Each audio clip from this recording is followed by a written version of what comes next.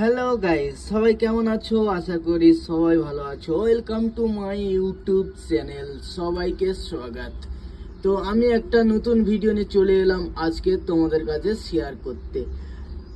সবাই আশা করি ভিডিওটা স্কিপ না করে সবাই দেখবে মনোকারতে।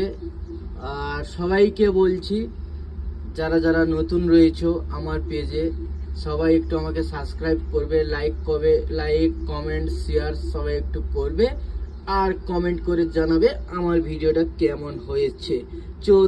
চলো বেশি কথা না বাড়িয়ে ভিডিওর দিকে এগোনো যাক।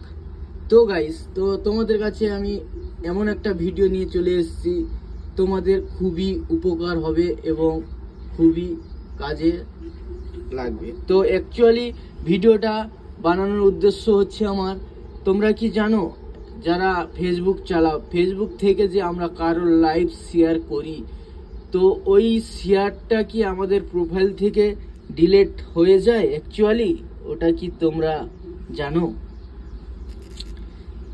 আজকে দেখবো, আমরা চলে যাব আমাদের ফেসবুকে। তো ফেসবুকে যাওয়ার পর তোমরা দেখবে আমাদের ফেসবুকে যে প্রোফাইলে যাই, ওই প্রোফাইল থেকে কারোর লাইভ আমরা শেয়ার করি। তো একটু নেটটা স্লো চলছে।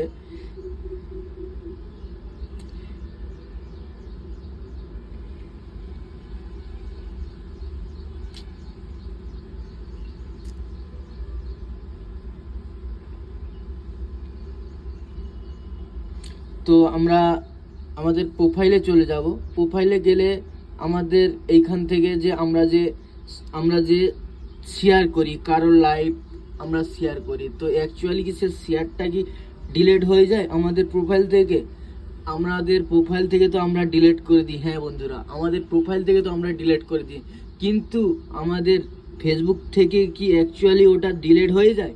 না বন্ধু, ওটা ডিলিট হয় না, ওটা আমাদের মেন জায়গায় থেকে যায়। তো যেটা তোমরা কেউ জানো না। যারা যারা জানো ঠিক আছে, যারা যারা জানো না তাদের জন্য আমার এই ভিডিওটা। তো আমরা চলে যাব ফার্স্ট আমাদের এখান যে এই যে রয়েছে থ্রি ডটটা, উপরে কোনায় যে থ্রি ডটটা রয়েছে ওখানে চলে যাব। ওখানে যাওয়ার পর আমাদের ফেসবুক পেজে চলে যাব। ঠিক আছে গাইস, তো ফেসবুক পেজে যাওয়ার পর এখানে দেখতে পাচ্ছ একটা থ্রি ডট রয়েছে, এখানে দেখতে পাচ্ছ থ্রি ডট রয়েছে, এখানে আমরা ক্লিক করে দেব।